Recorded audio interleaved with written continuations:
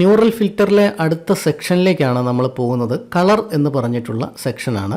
അതിൽ 3 ഫിൽറ്ററുകളാണുള്ളത്. 1 harmonisation, 2 colour transfer, 3 colourise. അപ്പോൾ അതിലെ ആദ്യത്തെ ഹാർമോണൈസേഷൻ എന്ന് പറഞ്ഞിട്ടുള്ള ആ ഒരു ഫിൽറ്ററിലേക്കാണ് നമ്മൾ പോകുന്നത്.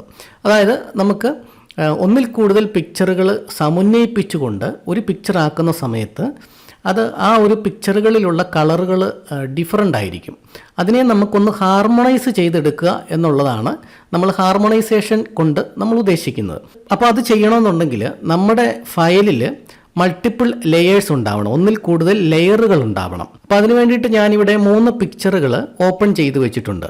ഇതാണ് ആ ഒന്നാമത്തെ പിക്ചർ, രണ്ടാമത്തെ പിക്ചർ ഇതാണ്, മൂന്നാമത്തെ ഒരു പിക്ചർ ഈ ഒരു പിക്ചറാണ്. അപ്പോൾ നമ്മൾ ഈ ഒരു 2 ലേഡീസിൻ്റെ പിക്ചർ സെപ്പറേറ്റ് നമ്മൾ എടുത്തതിന് ശേഷം നമ്മൾ ഈ ഒരു പിക്ചറിലേക്ക് ഹാർമോണൈസ് ചെയ്യാൻ പോവുകയാണ്, അതായത് അതിനകത്തേക്ക് യോജിപ്പിക്കാൻ പോവുകയാണ്. അപ്പോൾ ആ യോജിപ്പിക്കുന്ന സമയത്ത് അതിനെ ഒന്ന് ഹാർമോണൈസ് ചെയ്യണം. അപ്പോൾ അതിന് വേണ്ടിയിട്ട് നമ്മൾ ന്യൂറൽ ഫിൽറ്റർ നമ്മൾ ഉപയോഗിക്കും. അപ്പോൾ അതിന് നമുക്ക് ആദ്യത്തെ ഈ ഒരു പിക്ചർ എടുക്കാം. അപ്പോൾ ഈ ഒരു പിക്ചറിൽ നിന്ന് ഇതിലെ സബ്ജക്റ്റായിട്ടുള്ള ആ ഒരു മോഡലിനെ നമുക്കിവിടുന്ന് കട്ട് ചെയ്തെടുത്തിട്ട് നമുക്ക് നമ്മുടെ ആ ഒരു ലീവ്സൊക്കെയുള്ള ഈ ഒരു പിക്ചറിലേക്ക് കൊണ്ടുവരണം. അപ്പോൾ അതിന് വേണ്ടിയിട്ട് നമുക്കിവിടെ ഓബ്ജക്റ്റ് സെലക്ഷൻ ടൂൾ എടുക്കാം.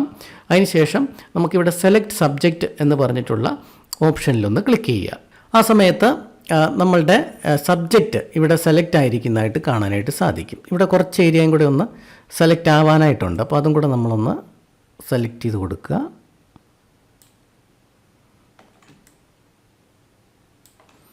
അപ്പോൾ അത് സെലക്ട് ചെയ്ത് കൊടുത്തതിന് ശേഷം ഇതിനെ ഒന്ന് കോപ്പി ചെയ്യുക. ഇവിടുന്ന് കോപ്പി ചെയ്തതിന് ശേഷം നമുക്കിവിടെ ഒന്ന് പേസ്റ്റ് ചെയ്യാം. അപ്പോൾ ഞാനിത് ഈ ഒരു സബ്ജക്റ്റിനെ ഞാൻ ഇവിടെ പേസ്റ്റ് ചെയ്തു.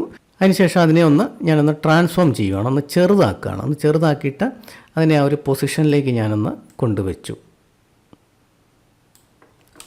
കൊണ്ടുവച്ചതിന് ശേഷം ഞാനിവിടെ ന്യൂറൽ ഫിൽറ്റർ എടുക്കാനായിട്ട് പോവുകയാണ്. അപ്പോൾ ഇവിടെ നോക്കുക, നമുക്ക് ബാക്ക്ഗ്രൗണ്ട് ലെയർ ഉണ്ട്, അതുപോലെ തന്നെ നമ്മളിപ്പോൾ കൊണ്ടുവച്ച സബ്ജക്റ്റ് ലെയർ നമുക്കിവിടെ ലെയർ 1 എന്ന് പറഞ്ഞിട്ട് കാണാനായിട്ട് സാധിക്കും.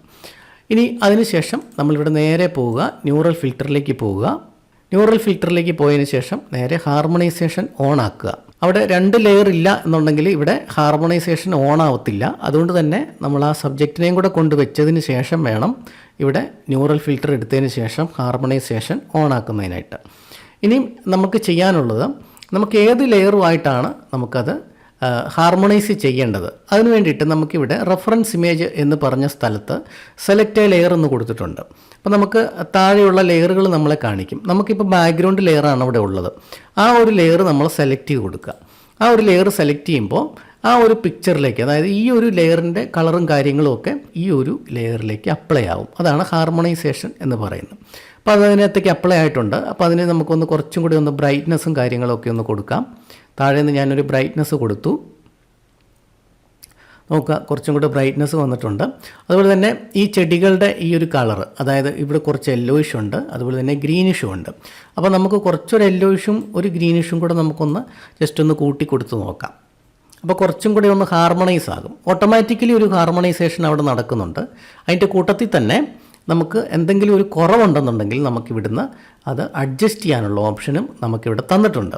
ഇനി നമുക്ക് സ്ട്രെങ്ത് ഇപ്പോൾ 75 ആണ് കിടക്കുന്നത്. കുറച്ചും കൂടെ ഞാനൊന്ന് കൂട്ടി നോക്കാം. സ്ട്രെങ്ത് നമുക്ക് കുറച്ചുകൂടെ കൂട്ടുന്ന സമയത്ത് കുറച്ചും കൂടെ ഹാർമോണൈസേഷൻ്റെ ആ ഒരു സ്ട്രെങ്ത് കൂടുന്നതായിട്ട് കാണാനായിട്ട് സാധിക്കും. ഇനി നമുക്ക് ആ പഴയ പിക്ചർ ഒന്ന് നോക്കാം. ഇതാണ് നമ്മുടെ ആ പഴയ പിക്ചർ.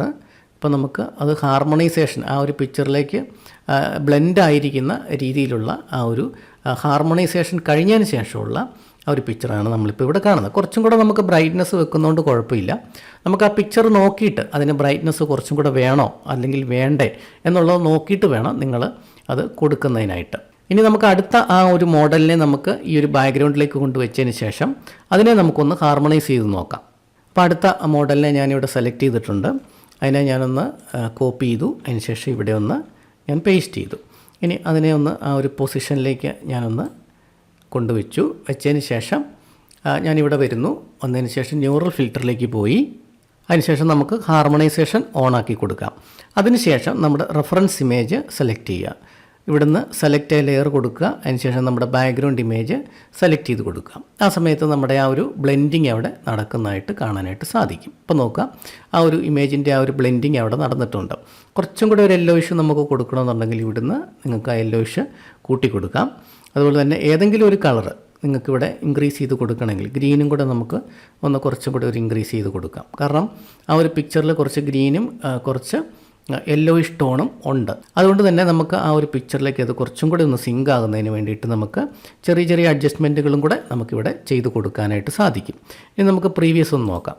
ഇതാണ് പ്രീവിയസ്. അപ്പോൾ അതിനകത്ത് കുറച്ച് ബ്ലൂ സ്റ്റോണും കാര്യങ്ങളൊക്കെ കയറി കിടക്കുന്ന ഒരു ഇമേജാണ്. അപ്പോൾ അത് നമ്മൾ ഹാർമോണൈസ് ചെയ്ത് കഴിഞ്ഞതിന് ശേഷം നമുക്ക് ഈ ഒരു അവസ്ഥയിലേക്ക് നമ്മളതിനെ മാറ്റിയെടുക്കാനായിട്ട് സാധിച്ചു. അപ്പോൾ നമുക്കൊരു ഫോട്ടോയിലേക്ക് വേറൊരു സബ്ജക്റ്റിനെ കൊണ്ടുവന്നതിന് ശേഷം അതിനെ ബ്ലെൻഡ് ആക്കുന്നത് എങ്ങനെയാണ് എന്നുള്ളതാണ് ഈ ഒരു ഹാർമോണൈസേഷൻ എന്ന ഫിൽറ്റർ കൊണ്ട് നമ്മൾ ഉദ്ദേശിക്കുന്നത്. അതിനുശേഷം നിങ്ങൾക്ക് നമ്മൾ നേരത്തെ പഠിച്ച പോലെ തന്നെ നമുക്കത് സേവ് ചെയ്യണമെന്നുണ്ടെങ്കിൽ നമുക്കിവിടുന്ന് അത് ന്യൂ ലെയറിലേക്ക് നമുക്ക് ഓക്കെ കൊടുത്തതിന് ശേഷം അത് സേവ് ചെയ്യാവുന്നതാണ്. ഇനി നമ്മൾ അടുത്ത വീഡിയോയിൽ പഠിക്കാനായിട്ട് പോകുന്നത് കളർ ട്രാൻസ്ഫർ എന്ന് പറഞ്ഞിട്ടുള്ള ന്യൂറൽ ഫിൽറ്ററാണ്.